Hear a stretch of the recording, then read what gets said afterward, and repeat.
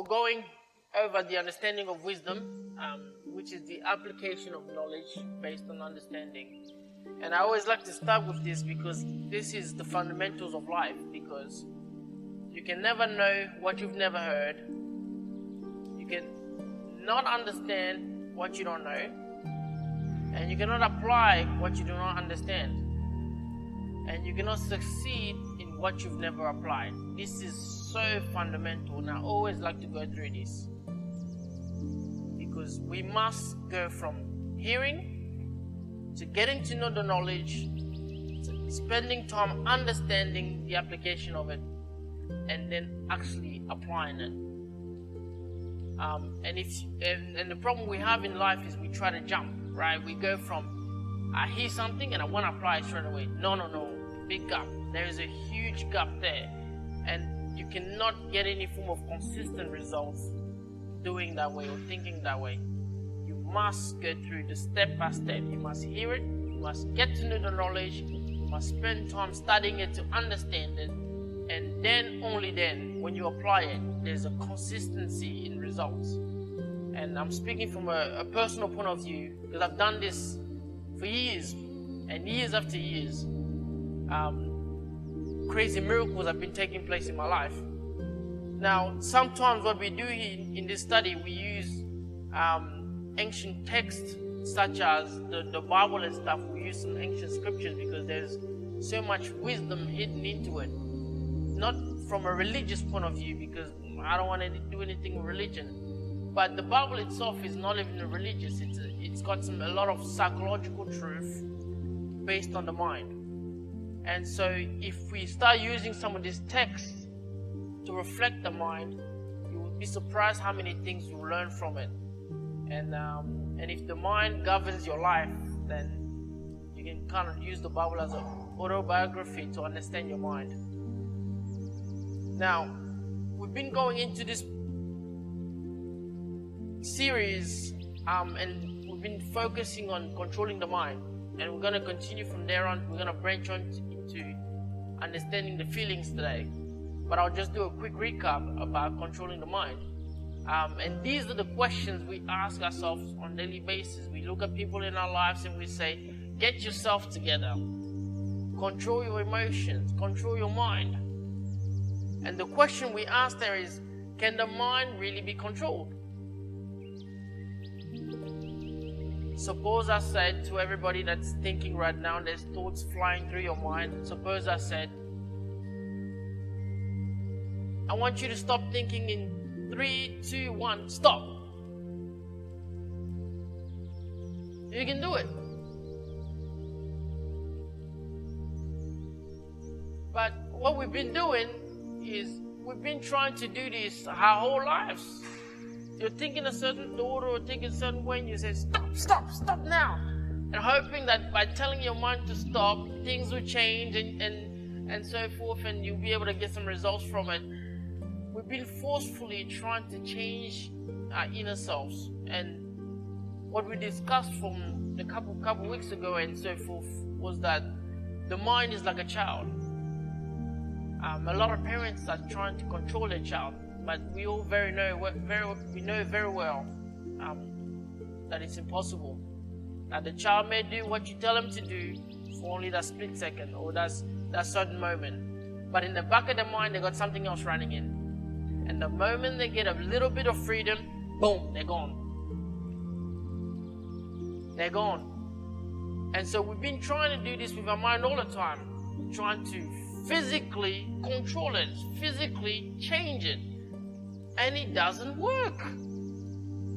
Matter of fact, the more you try to make changes to it, forcefully, the worse you get. Because then you get into a stage of condemnation because you say, I don't want to do this, and you see yourself doing it. And then you condemn yourself and you say, damn, I'm horrible, I suck, I'm this, I'm that. And that gets you stuck into a loop of condemnation, and there's no way coming out of it. And so we looked at this very scripture that said, guard your heart with all diligence, for out of it springs all the issues of life. And this was very interesting because The issues of life doesn't spring from the people around you. It springs from within you. Just like the thoughts come out. When you start thinking a negative thought, nobody's there instructing you. Think negative thought now. It springs from within you. It's generated and springing from within you, from inside of you. And so now, what do we came out to? We went to this process to understand how we kill ourselves as humans. And I'll thoroughly go through this slide here because it's always the fundamentals. And so what happens? We always start with the first one, which is a lack of knowledge, and that has to do with identity and feeling powerless. For example, I go to a certain job and I think of myself, what is my identity in this position, in this job? And the position they've given me is I'm a casual. The moment I identify myself as a casual, I am powerless. I can't make any decisions, any changes. And so that affects everything I do from there on. So your original identification shapes the rest of your mind. Because your mind at constant basis, it's always asking you, what do you think of yourself? Who are you? Who are you? Who are you? It happens so fast, so quick. And as you answer to yourself, I am this, straight away. It's like a program or pre-written program. You identify yourself as a casual, the power gets taken away from you, everything flows behind it straight away. So what happens? So we lack knowledge of identity, and that produces doubts. Because when I'm faced in a situation, I'm not sure now. I'm a casual, I'm not sure. Am I doing the right thing? Am I thinking the wrong thing? Should I ask for help? Should I not ask for help? And the words that usually pop up in our mind is, I'm not sure. If I can, if I can't, I can't decide. It comes with decision making. And so what does that do? When you continue doubting, it produces certain fear. Well, then what's the fear? The fear is, if I don't know if I can or can't, then I'll ask myself, what if? Well, what if I make the wrong decision? What if I make this decision and it doesn't go the way I wanted it to go? Well, what's the next step after that? I get anxious and I get stressed. And anxiety and stress is essentially just overworking the mind. It's just putting the mind on high amount of energy consumption, where you're constantly tormenting your brain, asking yourself questions. What if I can't, can I decide what will happen to me? And all that is overworking the mind. It's just a thought overdose. You're overdosing your mind with thoughts. That's what that is. And so anxiety expressed gives us depression. And so this depression now is all mood control, it's habit control. It's when you stick to a certain state, a very low state of mind for a long time. Why are you sticking to a low state of mind for a long time? Because really, your mind is overthinking. Why is it overthinking? Because you don't know what if. What don't you know what if? Because you're not sure. Why aren't you sure? Because you don't know who you are. And so this is the pattern of the mind every day. And so what happens when now depression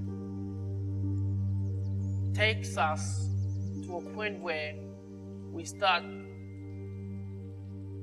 taking away the functionality of the human body away from its original functionality. Let me rephrase that and say it in a better word. We stop, actually will be a better flow. Let me give an example. For example, if I was to cut myself, this body is designed to heal itself.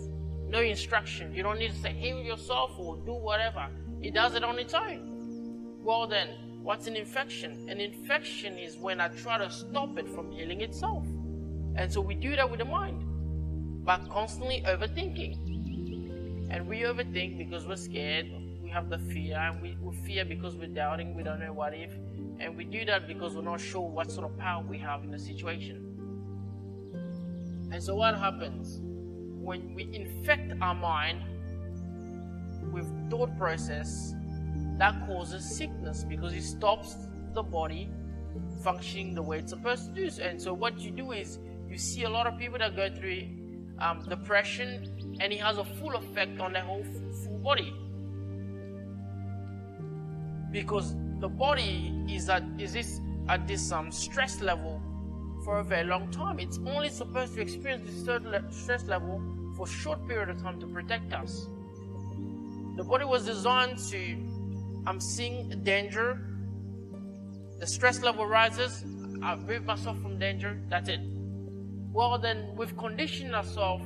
I see danger, I see problem, I don't go out and fix it, I just stay in that state. Constantly dwell on it, think about it. And then we find ourselves with friends who we call best friends. Matter of fact, our environment is one of the biggest problems because we've connected ourselves with people that are uplifting this dysfunction. Because that is a dysfunction. It's the mind not working the way it's supposed to work. And so you go to a certain person and you ask them, "You've been through this?" Like, "Yeah, man, my boss did this, and this to me." And they give you that affirmation. And you feel like, yeah, that's the right way I should be.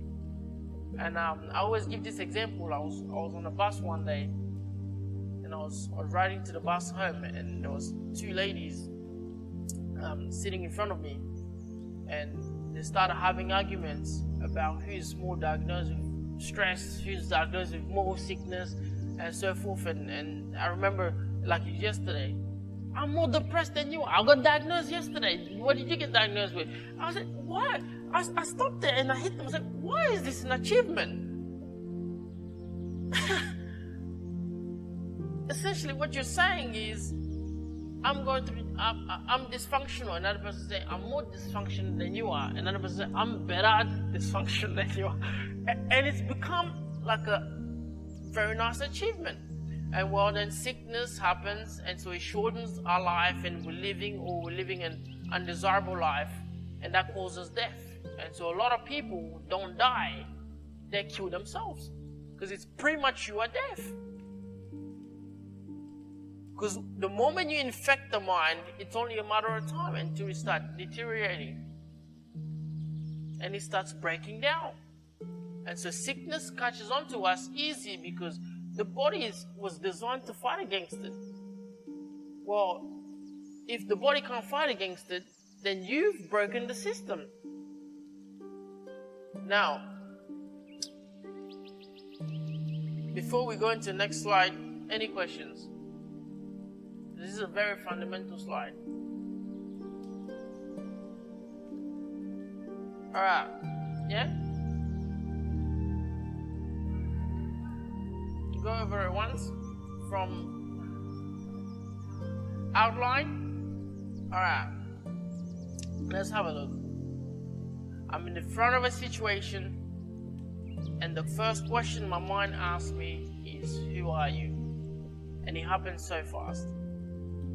And so that question, "Who are you?" is to determine how much power do I think I have in that situation. For example, if you're a CEO of a company, there's a problem, your mind quickly asks you, "Who are you?" And then you realize, hold on, I'm a CEO, I gotta decide. People are around me, I gotta act, I gotta do something. You feel powerful. Well, then if you don't think you're someone of use, when the mind questions you and says, "Who are you?" and you think you are incapable, so you lose power. And it's not that power is given to another and taken away from you. No, it's you decide. It tells you, decide, do you want power or not? And you say, "No, I don't want power." And so it takes power away from you. Well, if it takes power away from you, then everybody must treat you like you have no power. Well, you can't blame the people that are treating you bad. They're treating you like that because you've said you've had no power. And so from the top down, what happens? I go through this phase of identity, and what that creates, it tells me that I have no power. And when I feel like I have no power, I doubt myself. And when I doubt myself, I'm not sure if If I can do something, if I can't do something. If I'm not sure if I can or can't do, I can't decide. And if I cannot decide, I fear. What if I decide and it's the wrong decision? What if I say this and this doesn't work out? And I said last week, I said, the reality is this. When you really understand the scheme of things, you understand that your decision making only plays about 5 to 10% of the actual results. You'd be surprised.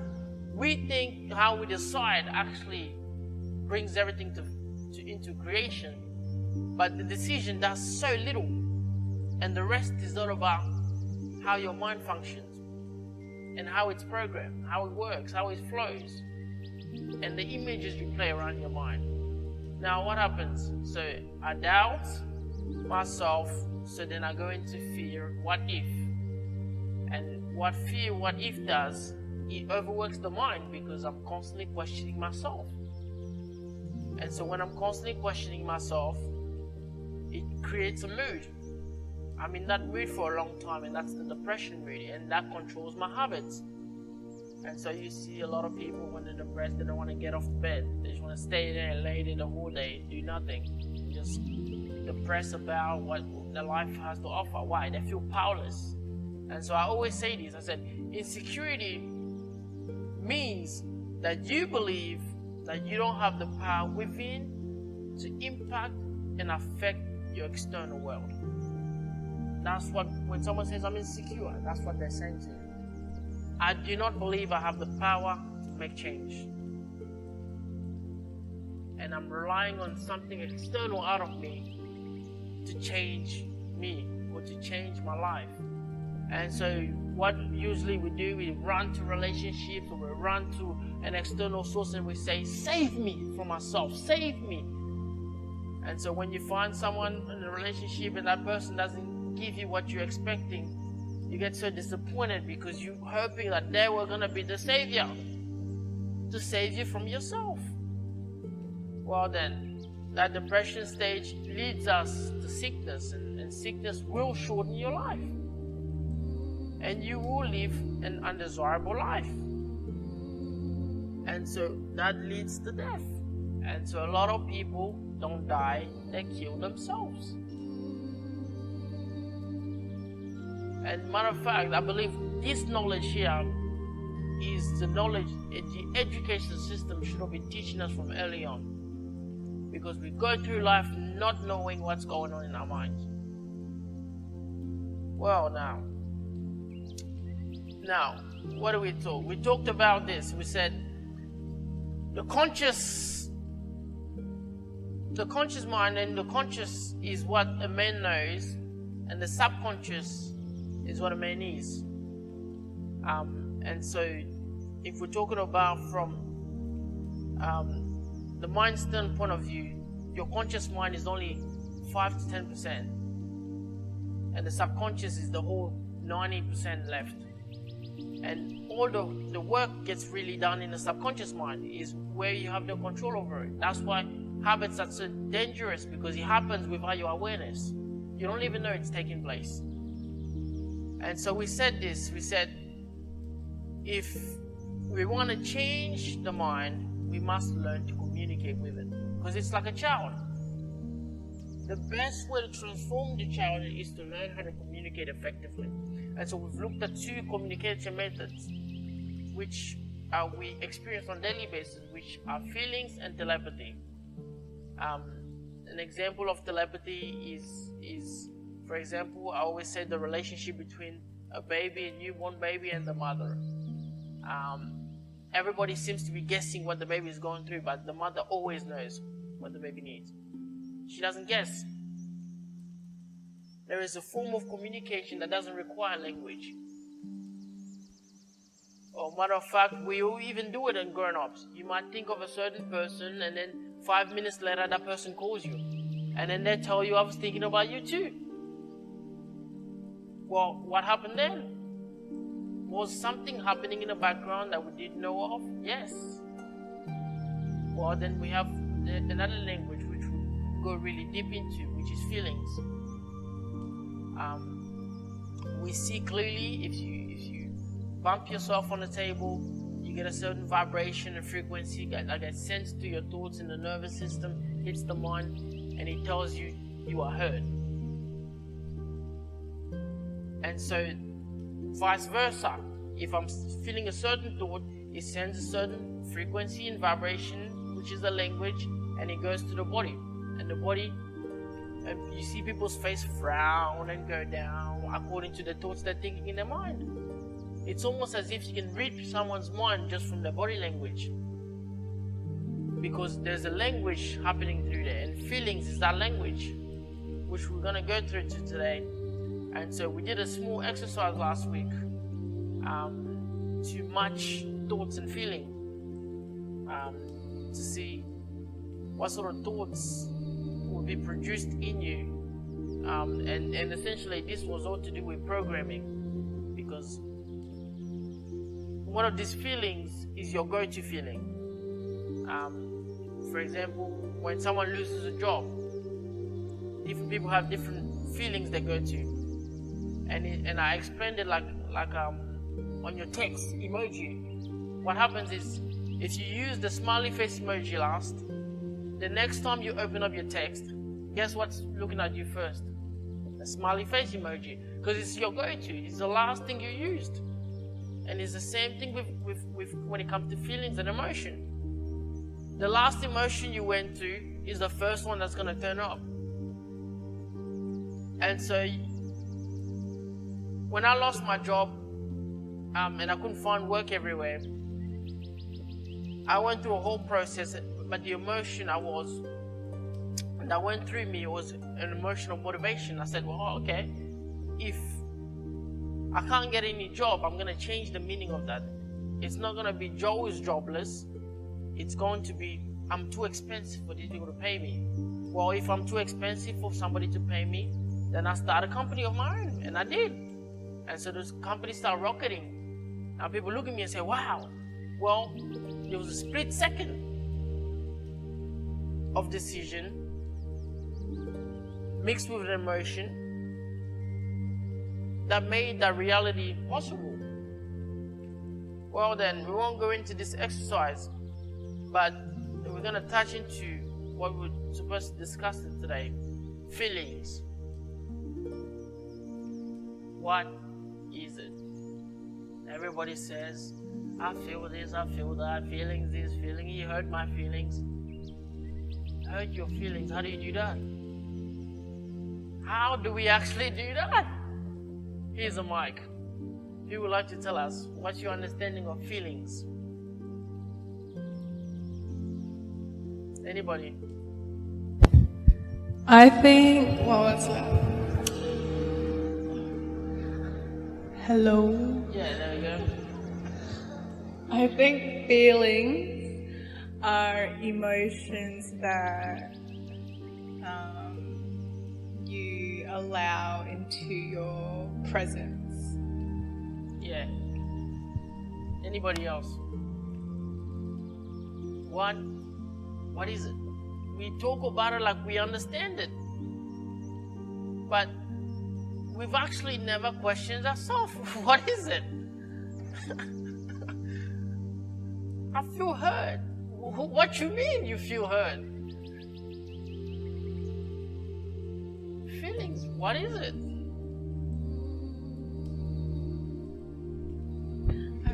I also think it's energy in motion.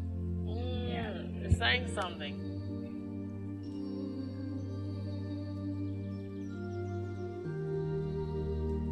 I think the mic might not be on. You'll flick it up. I think feelings are result of our thoughts. The rhythm of our thoughts. The results of our thoughts. The results of our thoughts, yeah. And what I can say is wisdom makes me feel high. Yeah. I don't consume any any other substances, but when I just came here to feel high. I want to stay high. That's the way. Wisdom makes you feel high. I love that statement, and actually I used to use that statement all the time. People ask me, Joe, why aren't you trying this smoke or this drink or whatever? And I'll ask them, why are you going to these substances? They'll say, I want to be more adventurous, more courageous. I want to be high. I want to just feel like I can do whatever I need to do. And I looked at them and I said, I'm already like that. It's a natural state. If you can enhance your senses without using a substance, that's the greatest level of enhancement. If you can tap into a state whenever you feel like it, imagine that level of power. If I want to feel this, I feel this. If I want to feel this, I feel this. There's times where I sit there and I'm walking around and I said, you know what? Right now, I want to feel loved. And so I just sit there, close my eyes, generate love. And I burst in the immense level of feelings in me. Love for self. And I look around and I just feel complete love. Well, then if I want to feel a certain way, I control over it. I can just generate it.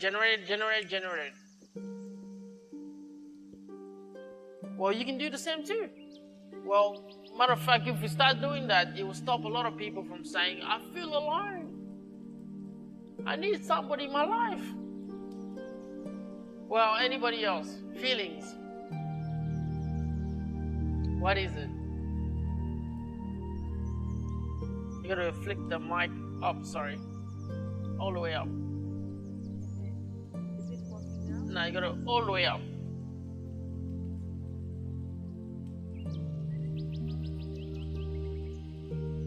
No, we need, yeah, it's on. You flicked it on. It's on now. Yeah. I think it's a bit similar to what he was saying. So it's all about our thoughts. Yeah. So thoughts become actions, and like you're explaining before, that the words that you think about eventually makes your body feel sick or makes your body feels like really high. So feelings are your thoughts, pretty much. Like they're the emotions that you're thinking about, and eventually they come to life the more you think about them. Yeah, that's a very good point. Then the question I'll ask is this: can you think of a negative thought and feel different? Is that possible?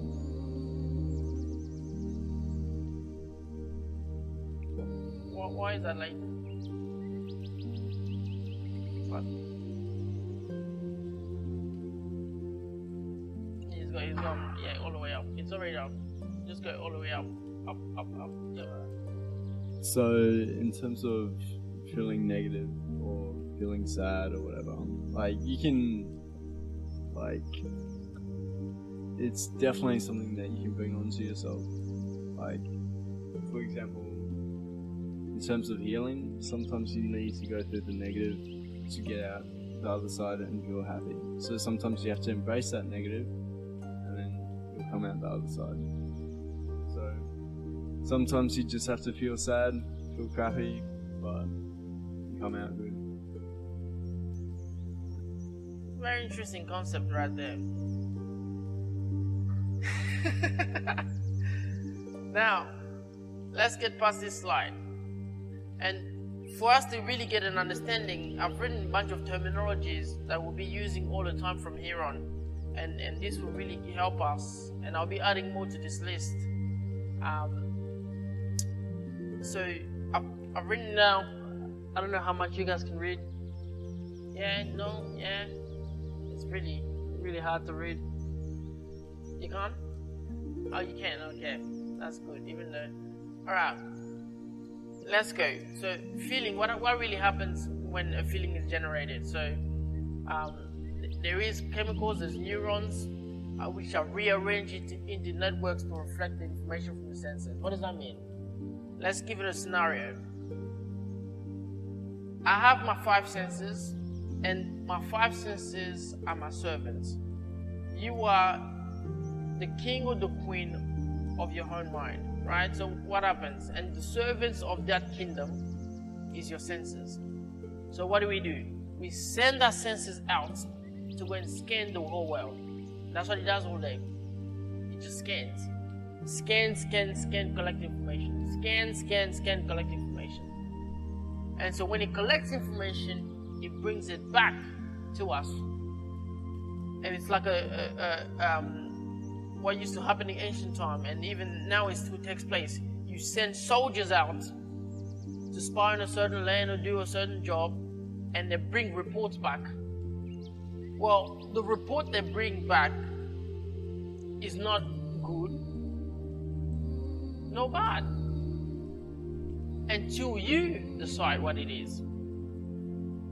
Well, then if your senses go and scan and realize, hold on, you got no job security, they bring it back to you.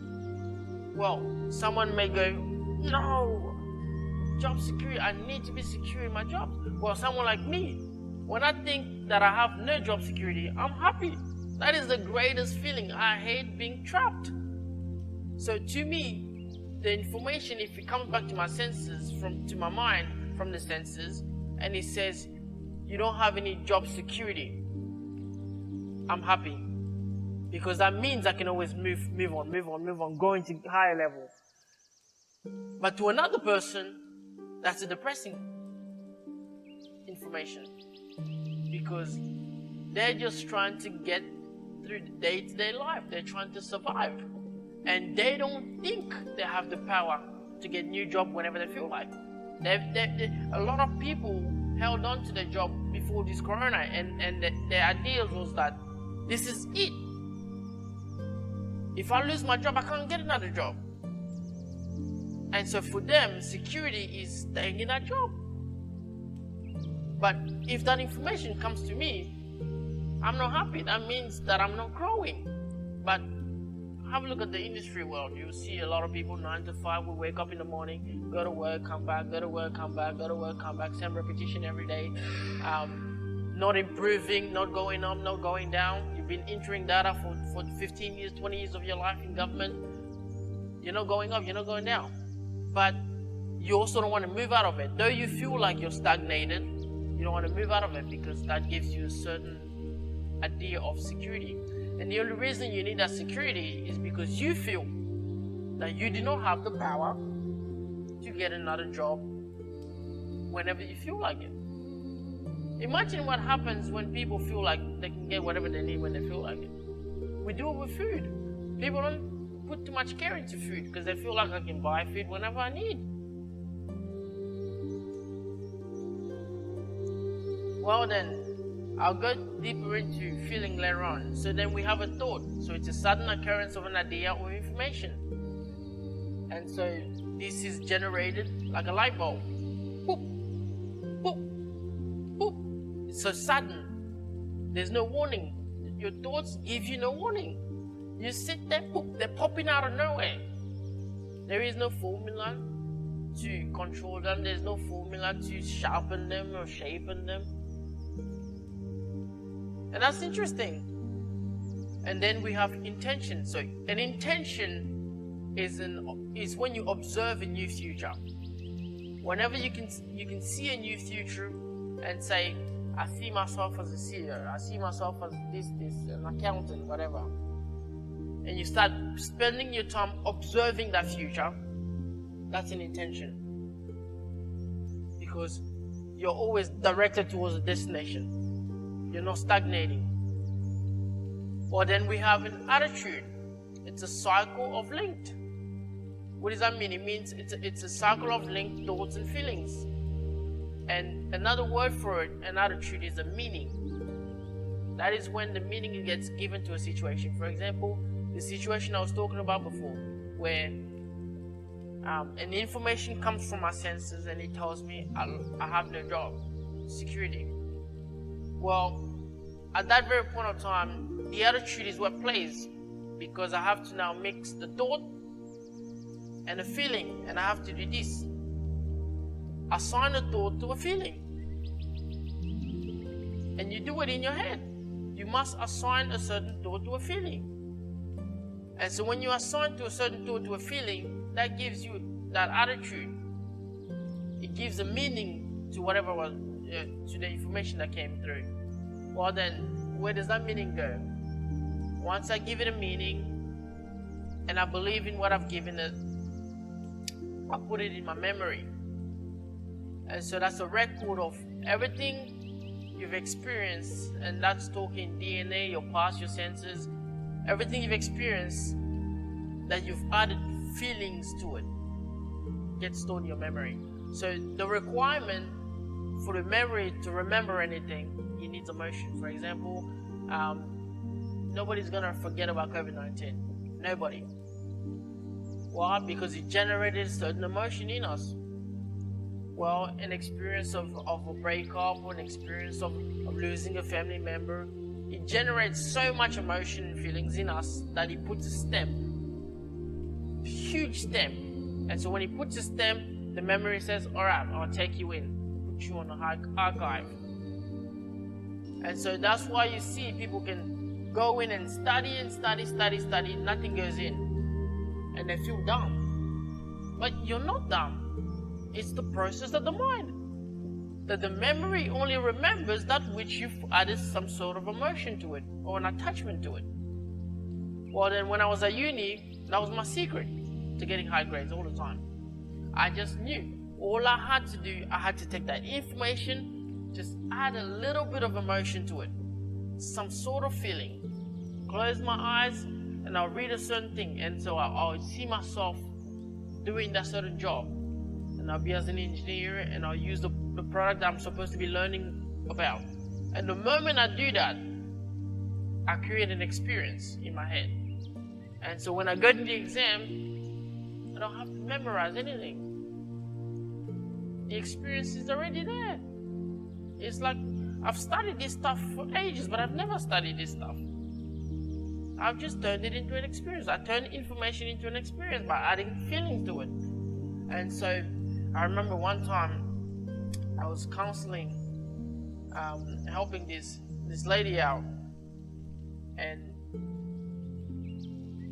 she was sitting there and she started telling me, Joe, in 2016 he did this, 2017 on this date on this time he did this, 2018 on this day at this time, and she's going through every single year telling me what her partner has been doing, with specific dates and time and so forth. And that fascinated me. I said, wow. She never had to study any of this. And her memory just retained every single one of it with precise detail.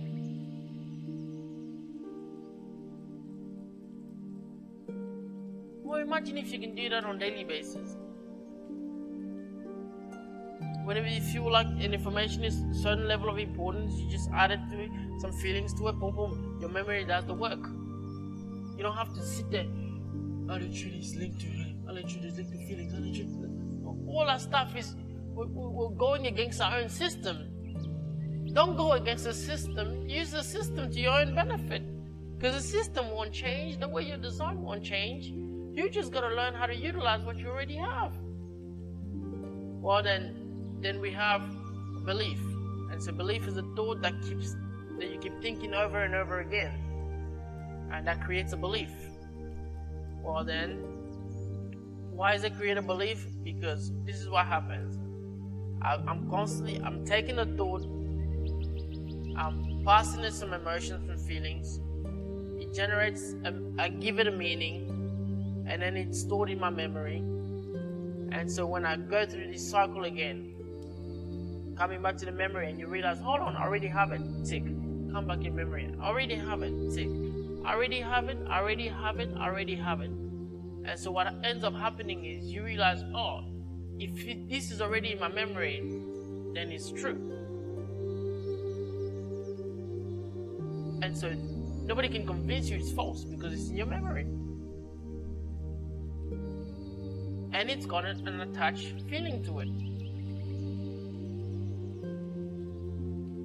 Well then, perception is now a bundle of beliefs. And so what our minds actually do is we use the fill-it-in method. And so we base it off memory to overlay the present moment with the experience of the past. What does that mean? For example, if I said right now, What's your idea of God? Nobody here will really tell me the idea of God. Everybody would tell me the experience that they went through and fulfill the rest. So for example, it's like a bottle, right? All we really know could be 10% of the bottle. The whole rest of 90%, you're gonna go through to your memory and say, what is the experience you have stored? And we're gonna take that experience and we're gonna fill up the rest. And we do it for everything. We do it for our family members. And we say stuff like, you always do this. Well, nobody always does something. You're always mean to me. Nobody's always mean to somebody on a consistent basis. But what we've done is we've taken a certain experience that had a lot of emotion added to it, and we've used it to fill up our experience of that person. And we use it to fill up the experience of that manager. And to you, it seems so true because it's in your memory. And so the way you view everything from there on is through those eyes. Because the eyes don't see, the mind does. The eyes, just like any other senses, it just collects bunch of information. You give it a sort of meaning.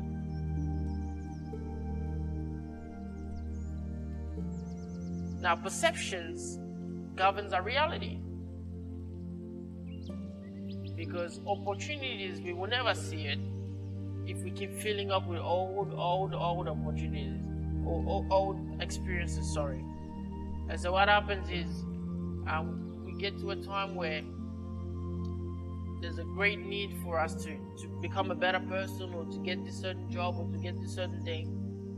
But then someone says, well, I want to work for that company. They did so and so to me. Well, that stamps your mind. Now you get a certain experience from somebody else. Somebody else takes their experience and try to stuff it in you. And so what happens? Whenever you stand in front of that opportunity, the only thing playing in your mind is that which is stored in your memory. And we do it even in job interviews. The people hiring may say nothing at all. You've already constructed what they could have said, how they would have thought of you. Nobody said a single word. Well then,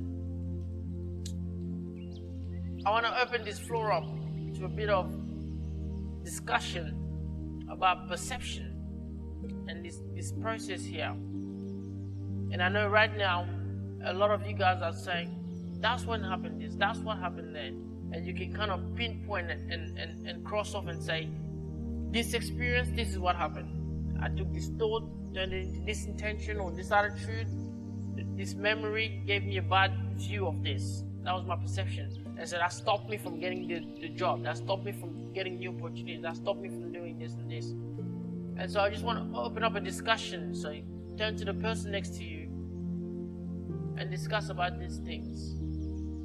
What perception do you think has really formulated or created the life you live today? Because it's all, your life, your reality right now is fully based on a certain perception you created in your own mind. Talk ahead. Perception.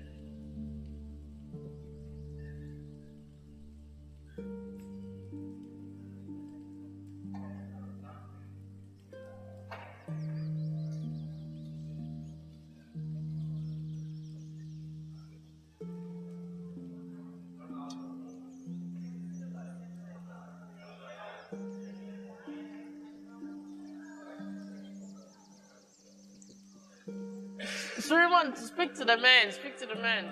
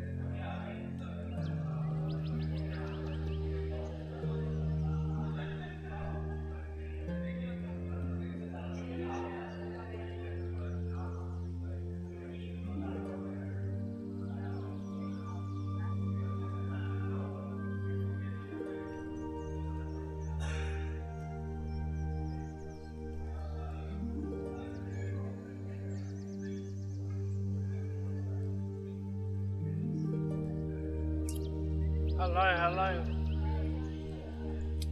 So what perception do you think has created the life you live today? I was thinking back to when we were young. They're like, oh yeah, what do you want to do in life when you grow up? Yeah. So I feel like those kind of thoughts start so early. They're like, oh yeah, I want to do this. I want to go to school. I want to get a job, a full-time job. I want to buy a house and all that. So sort of like live life having to think of all those steps that you have to do. Yeah. So yeah, I feel like most of my life has been based on that. And when I consider the failures and when that has happened, I'm like, oh yeah, but this is what I want to be in When the you grow up, future. yeah. So it's like a formula someone is giving you how to be successful in life. They said success is this, and they've given you that, and so like, and that's for all of us actually, because our whole entire life is just of that framework someone's given. Someone's given like a framework and said this is what success means and happiness means. Boom. What about you, Ruben? Do you have any perception of life that you reckon created this life that you're living in right now? Is there any ideas that you used to think of or you still think of that put you in the position you are right now? And I know this is a big question because you really got to sit there and think, but your life has everything to do with the view. Because the moment you change the way you look at something, what you look at change. You made a really good point, like, let's say you take on someone's exception, like someone says that, do not work with this place because this is how they are, blah, blah, blah. Yeah. I'm so guilty for that, like, having to take on other people's thoughts, and I'm reflecting back on my own life, like, opportunities that I've probably missed out because my mind has told me, like, So and so, yeah. I don't work with these people because they're this and that, but I'm like, no, I could actually rephrase my mind to be like, alright, you can do this, like, if this has happened to someone else, it can happen to you as well. 100%, yeah. That one is very big when people take their experience and try to rub it onto you. And try to, and one of the things is even this idea of racism. A lot of people say, oh, white people won't let you climb into your career, they'll stop you, there'll be this and this and this. Well, I had to really wash my mind to get it out of mine. If not, I could not be where I am today. Because every time someone does something to me, I will associate with race. And that was the perception they've given me, associated with race. But it's not race, it's just people in general. Your own kind talk back at you. So, one of the reasons why Africa is not moving forward is because the problem is within. We our own brothers and sisters, we act like we love them, but from the way the continent is going, that's not the case. Well, I guess everyone just wants to be better than the other person. 100%. All the countries, they're always competing and never helping out. And so the mentality makes us think that it's us against this race or us against that, but it's not true. And this perception has stopped so many people from actually succeeding in life. I'm not even lying. People have come up to me, they've let down of job opportunities, let down of experiences. Why? Because somebody said they're gonna be racist to you. and I always look and I laugh. Your own cousin doesn't like you. You do know that, right? Your own cousin doesn't like you. Your own family member don't talk good about you. And so we got to be very weary of especially taking other people's experience and turning them into ours. Yeah, I've actually pretty much done the same to my own self. Yeah. Like I've had an experience and I've had this thing like, I hate this workplace. This is how they treat me. Blah blah blah. But I did nothing to change that. Yeah. so I just thought, oh yeah, they don't like this, so I'll just distance myself. And I did nothing to try and really like do that. Yeah. I poison my own stuff, like. 100%. And at that point, you're gonna give it a meaning. They probably hate me because I'm black or because I'm this or because, yeah, you see, your mind tells you why, and you gotta answer to that. And just like you said, it's a poison. It's contagious, and if it's an infection. Because the moment you use that excuse for one thing, you start using that excuse for everything. Wow, I'm glad you guys think about. And you'd be surprised. Challenges in life are supposed to grow you. It doesn't matter where it's coming from. But we don't want to grow. We want everything to come our way. I had a person come up to me and say, what if I can just get everything I want? I said, that's the problem. Okay, let's say, for example, you say, you want everything you want, right? Someone says, I want $1 million. And I say, oh yeah, tomorrow you can have $1 million. And then you say, I want $3 million. I say, oh yeah, tomorrow you can have it. And then tomorrow you say, I want 10 million. There you heard. What that does, you get to a point where everything will feel meaningless.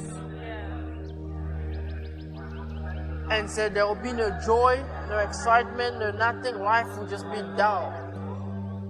Because there is no process. A process has been removed. And so in our minds, we always think, I want to be rich, and we want to be successful in this and this. And we want to skip the process and get to the end of it. But it's like music. If I said, listen to music, obviously you don't take a song and you skip towards the end. Because you miss the whole experience of the song. And that's how life is. You must listen to the song from the start to the end. Not skip to the end. If you skip to the end, what you've done, you've insulted the artist. Yeah, go to the next slide. The next slide should be on some good stuff.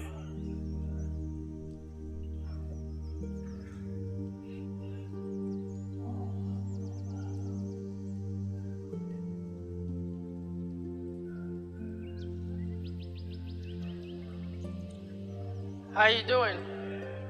What perception? I'm gonna ask you about your perceptions because you went through a big change, huge change of perception.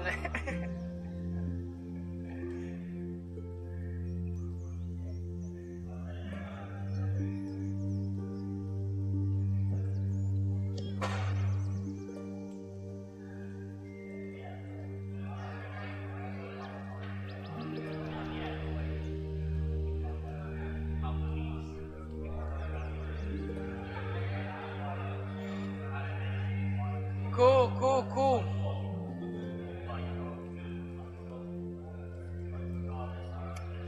All right, let's bring it back, everybody.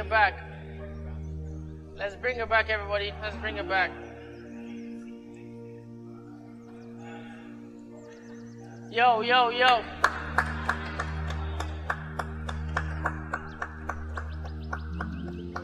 Thank you. I hope you guys had some good discussion. I might just go around, pick out a few people just to hear a bit. Samiran, what can you tell us about your perception and the change of it?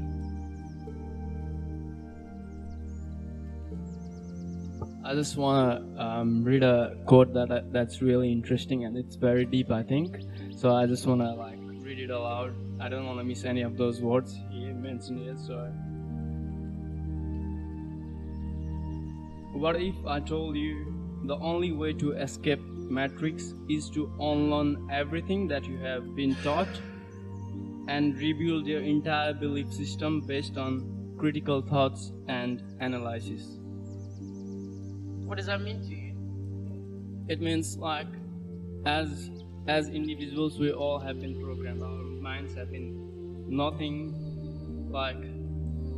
we all have been conditioned to think certain things from our own experience, from our own religion, and So we are just like kind of, most of us are like only limited to one belief, but we're not open to, you know, like think about how, you know, what is the true source of knowledge, you know, what is the true wisdom, and we're not like not open to different source. And I think it's really important to have a mental model. I think it's that's what I've read a few days ago.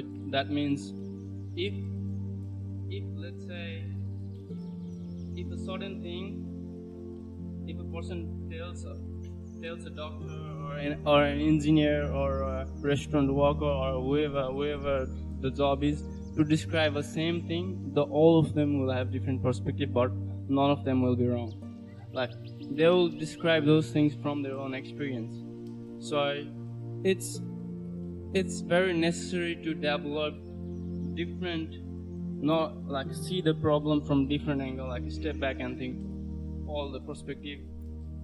A lot of we can develop that in our mind, and you know, I think that will help us solve the problem in our life effectively. 100%. So going back to the core question I was asking before, because you went through, I remember you were going through a period where you shifted mindset and shifted perceptions. What do you think really generated that when you went from thinking a certain way to completely a different person? Essentially, you're not the same person I used to know. Yeah, it's true. I was not the same, I'm not the same person I was before. I just, like I mentioned before, I love wisdom, and I love reading books. I love reading, discovering, you know, like I wanna seek the truth. I wanna know more than this. I wanna just not listen onto media.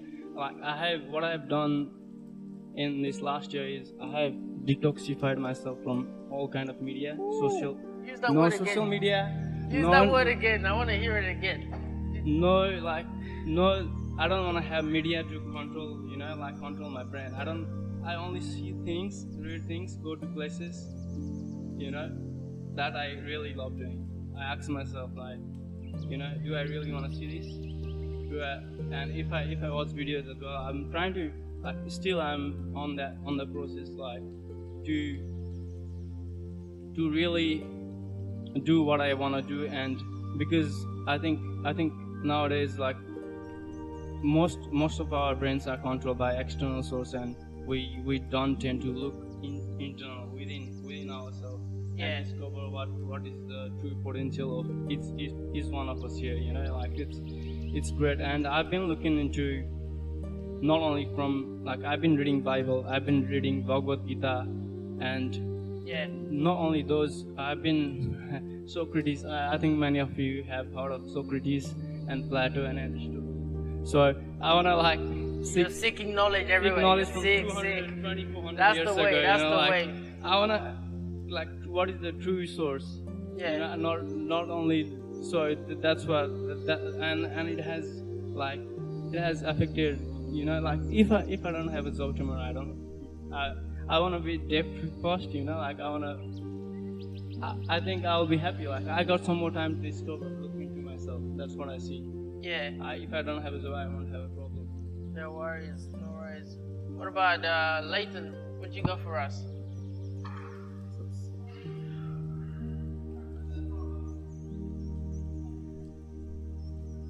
Okay, so what we came up with, Suzu and I came up with, was perception is the response you take from events, or, you know, your experiences or memory, etc. And one of the examples we said was, well, Sizzle 3 weeks ago, she lost a couple contracts from Palmerston City Council. And her first perception and her first thoughts were, man, stuff this, you know, or just, like, the world's unfair, like, this sucks, like, 2 contracts in less than 10 minutes.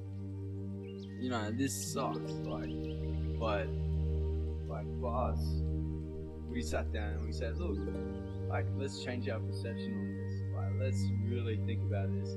Like, this year is an opportunity. This year is an opportunity to go out, you know, work harder on our own projects, on our own stuff, you know, and really, just develop ourselves and find value in other things. Yeah. Basically, a couple weeks ago, I lost 3 contracts. Although business contracts, and within the space of 10 minutes, 2 phone calls were like, "We don't want you. We don't need you to come in anymore." So I was like, okay. At first, I was panicking. I was like, "Oh, this is unfair." I was blaming everyone else, and then I came here on Monday, and then he was talking about letting go and ride it like a wave, and I was trying to resist. Because what you resist will persist. So he was telling me how you've got to ride it like a wave, because if you stand at a beach and you try to hold the wave back, is the wave gonna demolish, or are you gonna be demolished? The wave will come on top of you. So I let it go. I was working on some other things, and then that week later, that same Monday, I get 3 contracts. In fact, these 3 contracts had all been extended by 20 weeks each. So I went, don't resist it, embrace it, go do something else and leave it alone, and then work yourself out. So in our opinion, perception is the response you take to actions, experience, and events that happen to you. That's good. Cody, let's hear from you. I was with Alwyn and Kudzai, and we talked about just our perception on different topics in our lives. Yeah. Kudzai was talking about like being in a loop, like stuck in a loop, and just going through the same motions over and over again. But to grow, it was to step out of the comfort zone. And I said to them, like, what is good and evil, and without the the loop and the awareness of the loop, you wouldn't be able to grow. And I had chucked another example about COVID-19. Like a lot of people, COVID, it's hit COVID. COVID has hit people hard. Yeah. Like people have lost their jobs. Like my wife actually lost her job,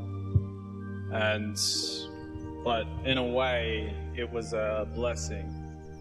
Like my wife lost her job, but then we had access to a super, which the government released. Yeah. And with that, we got rid of our debt.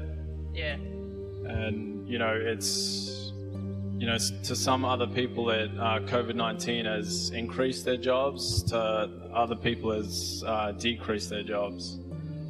And it's like you just got to step back, take a look at it, and say, like, what does this mean to me?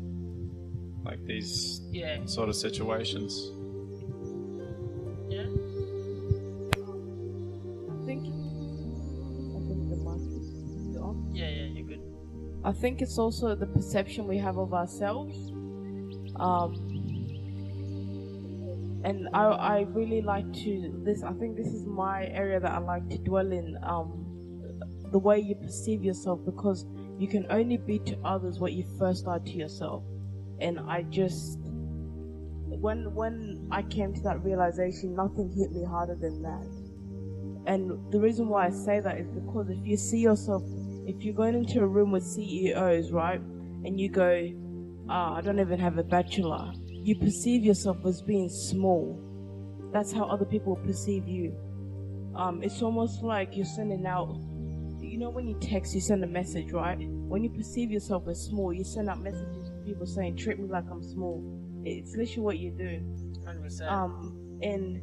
But if you go into situations and you tell yourself that I'm able to achieve this, or I'm smart enough for this, it will determine everything else. So it's about the perception you have of yourself as well. Alan was actually saying that at first when he was studying his uni assignments, that he was thinking, it's hard and I got to do a lot of work for this. But there came a point in his life where he changed the perception of that and was like, oh, I can do this. It's easy. And he was tied up with his thesis, and then later on he didn't have much time to study for the test, but he ended up passing it anyways because his thinking changed. It was, this is easy for me, and it was.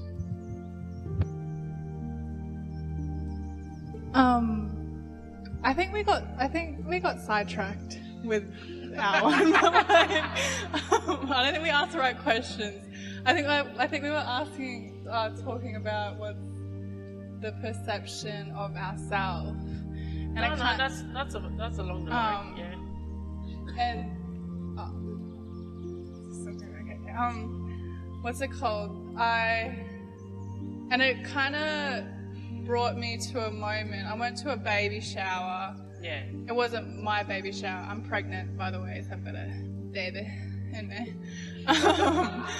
And someone asked me, oh, what are you going to brainwash your baby with? Huh? And I'm just like, and I like dwelt on that like deeply, because like, imagine, okay, so say you're a baby, right? Like you literally don't have any perception of anything. You're literally just your like pure. Yeah. You're a pure being. Like you're just being, So like, and then we grow up and we get like conditioned into our culture and our religion and our family, and so I guess we didn't really have a choice in that growing up when we're like babies, like it's we get born into a package already. Yeah. And I think separating yourself from that as if you were a baby again, like separating yourself from all the beliefs you've accumulated about yourself, you can begin to like change your perception on anything, and like you can choose what you want to believe about yourself, and like because of the experiences you've had in your life,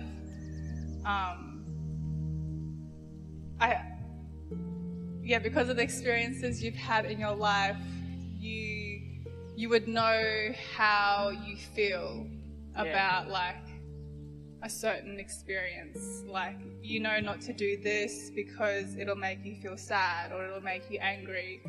So you hold you choose to hold the perception of like not doing that. Does that make sense? Does it make sense? Okay. Yeah. And just a little comment. This world is very interesting,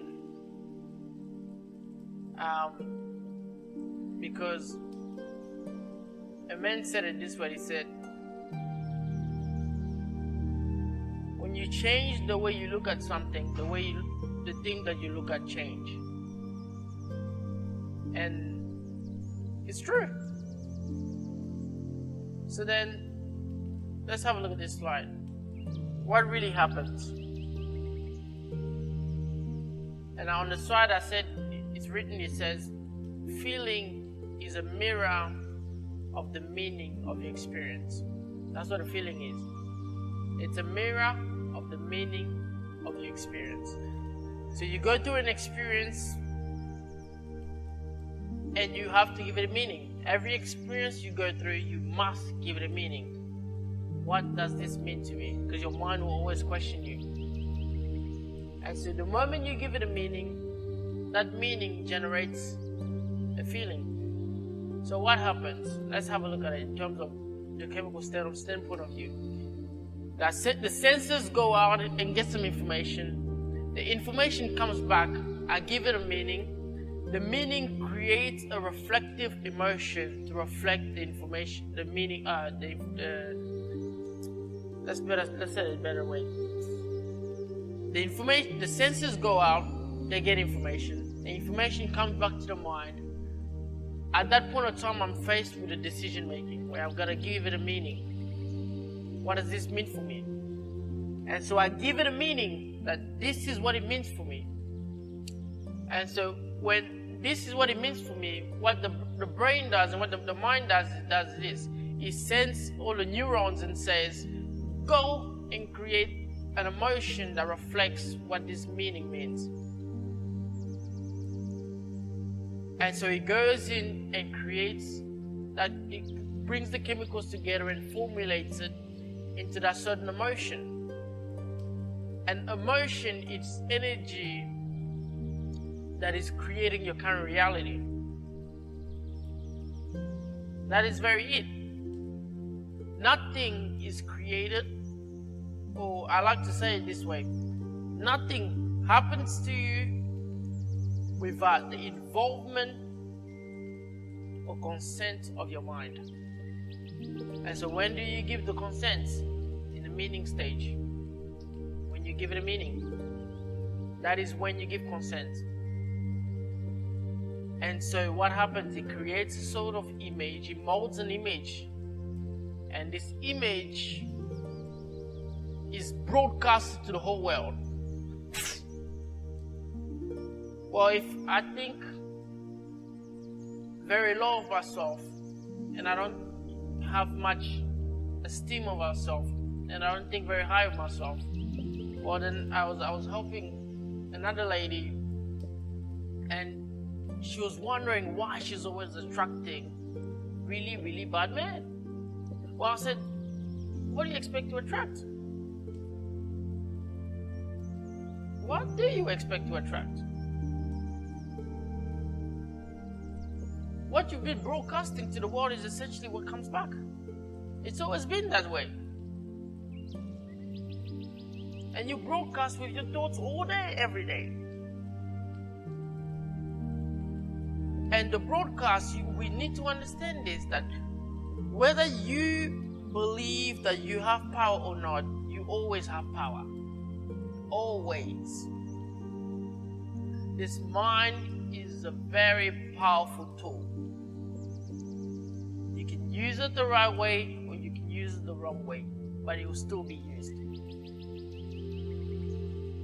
It will be used at all times.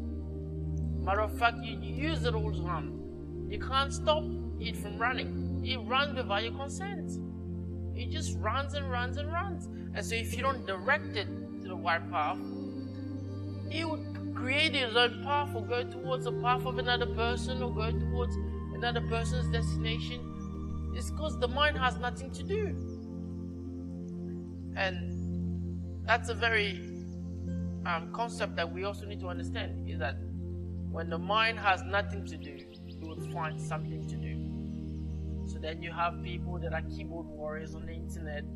Their mind is so capable of doing so much, but they're not directing the mind to the right way. So what they end up doing, their whole life, they're just typing on the internet. Bad, good, I like this, I don't like this, this. And they want to argue with everybody because they want to push out the energy. They want to push out the energy from within to outside. And because the energy must constantly flow. Well, if you don't give it a certain direction to where it should go, it just goes everywhere. And it's a disaster. And so now we need to understand this process, which is very crucial. That your senses are not designed to bring forth a certain belief. The senses, all they do is collect information. That's all they do. The rest, you have power to make decision on what you're going to do with the information that's been collected. And so the reason why perception is so big is because we do an autofill. when we see a certain type of information come in, instead of, like Bernadette was saying, we have to die to our perceptions every day, right? You have to get to a point where new knowledge comes in and you don't feel hurt. Because right now everybody is hurt. Everybody's a victim. The moment you try to change that perception or that belief system, they hurt. Why they hurt is because there's so much archive of that very information, that very knowledge that they've given a certain meaning. And so when you come in with something new, this is not what's in my memory. And they refuse to go beyond what's in the memory. And so what that creates, it creates what? The battle of the intellect. You start using the mind and start using the brain to fight everything else. And so when it comes to really getting results for your life, what we do is we try to use the brain to fix the brain. That doesn't work. We try to use the program to fix the program. That doesn't work. We must remove all that we had from the beginning. And the question I always try to ask myself every day, I look at a certain thing and I say, what's my perception on life, on trees, on health, on people, on love? Love is one of the biggest things. Most of the highest selling records has to do with love.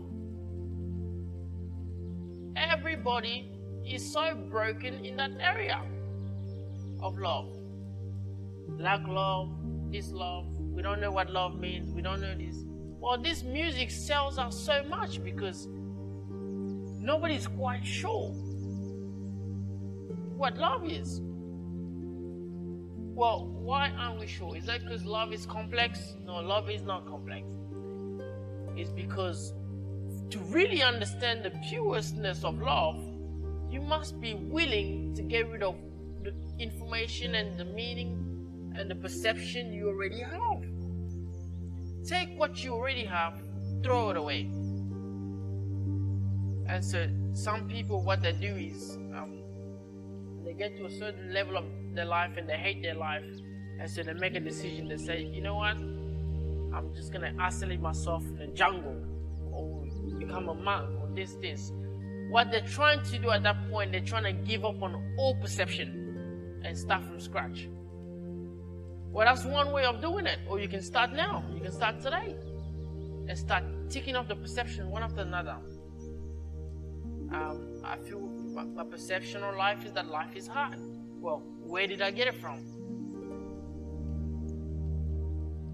You must ask yourself, where did I get it from? Matter of fact, in the Bible, at the very start of it, the story of creation of Adam and Eve, towards the end when they made a mistake and so forth, there's a question which is very interesting that I learned from, where God asked them and say, where are you? Though he can quite see them, he asked them, where are you? And that question, don't think of it from a man sitting on top of a chair asking you, where are you? No, your mind does that all the time. Your consciousness does that all the time. It constantly questions you. Where are you? What are you doing? And the reason it's questioning you with that is because your mind knows very well, your body knows very well, the universe knows very well that you are a powerful being.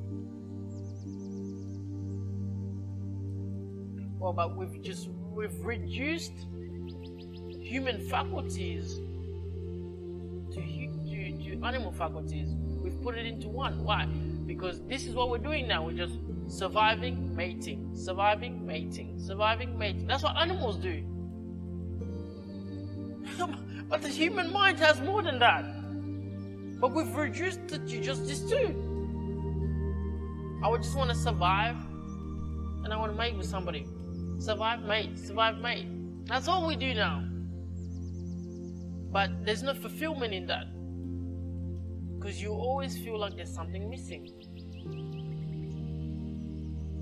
You always feel like there is something missing.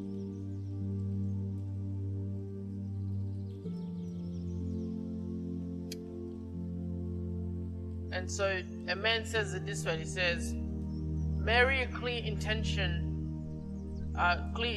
thoughts with an elevated emotion. So if we're going back to what an intention is observing a new future. The key is this, is that in this life you don't have to do much. You are the boss of this universe, and you don't even know you are. You give instructions to the universe every day. Well, how do you get things manifesting? The first stage is you must get a destination. It's like a GPS. You get in a GPS. If there is no destination on GPS, can you ever get directions? No. Well, then a lot of people they wonder why they never get to the destination. Well, because you've never put a destination to begin with. And one of the things is that we're scared to give a destination because what if I fail? What if I don't make it? What if things that I say don't come through? But there is no joy in playing small. Matter of fact, that what if process can be changed with the word called faith. And people say, oh, I don't want to believe in this. I don't want to believe in anything bigger than this. I said, why not? Oh, what if I fail? What if this happens? But I sat down one day and I was thinking, how much does it cost to believe? How much, anybody?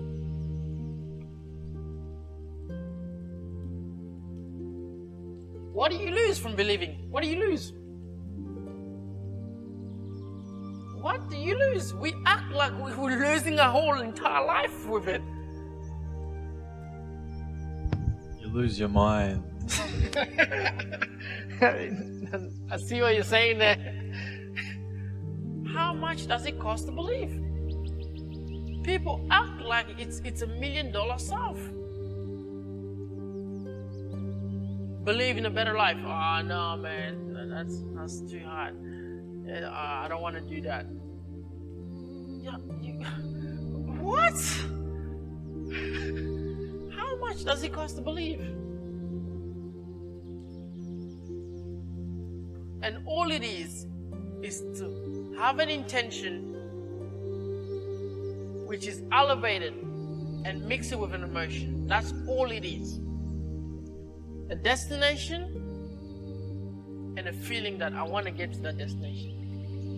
And the rest is none of your business. Nobody goes in the GPS and tries to figure out which algorithm the GPS uses to get to your destination. You just listen to the GPS, and when it says turn right, you turn right, turn left, and you are sure and guaranteed that the GPS will always take you to your destination. How you think and how you feel manifest everything you have in your life. That's all there is.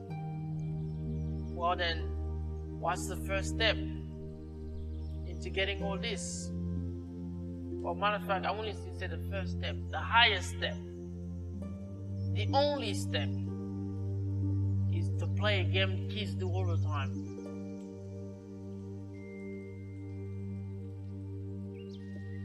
Kids are the greatest because they know how to pretend.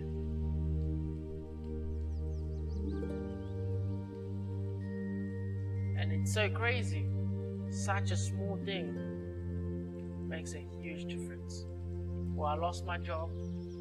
At that moment, I became a child. I pretended. How would it feel like being a CEO? Well, now I am.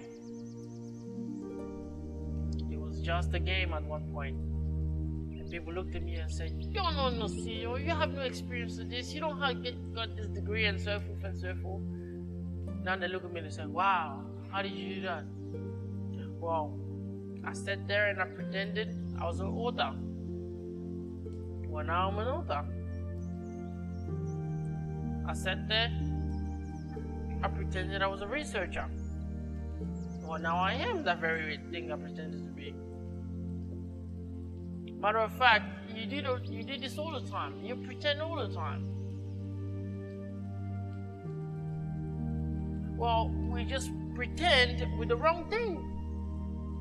Because this power can go both ways. Because if I want to be, let's say, if I want to be Joe the CEO, I must give up on being Joe the dropout. If I'm still identifying myself as a dropout, I cannot access what life has to give me as a CEO.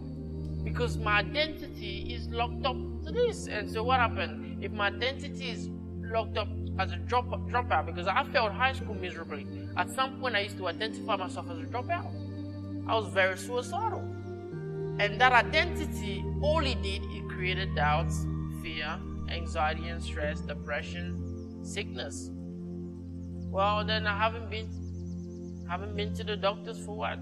4 or 5 years, not a single bit. I haven't taken a single chemical or medicine. I haven't stressed for that long.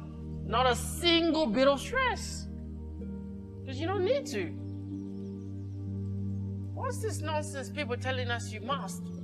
And I was working at this workplace and well, Friday, right? And someone comes in the office and is like, "Oh man, next week is going to be a very stressful week." And I look at them, "How do you know this? Where are you coming up with this from?" Well, anybody that agreed with him, that week was a stressful week for them. But I didn't see that as myself. And so the week was a very good week for me.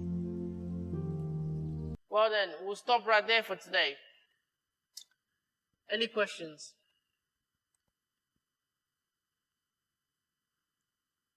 Any statements? Anybody wants to say anything?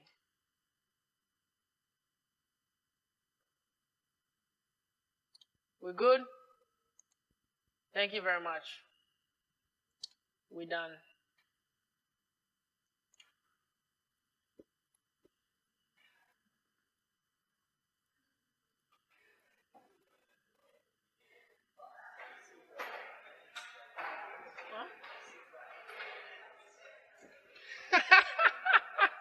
You love that.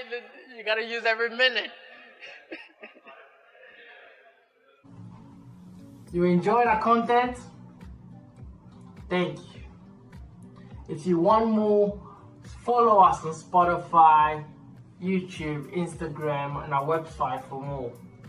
If you love what we do, support us on Patreon, Subscribestar, Crypto, and all links in the description below. Hey, RCTV, peace out.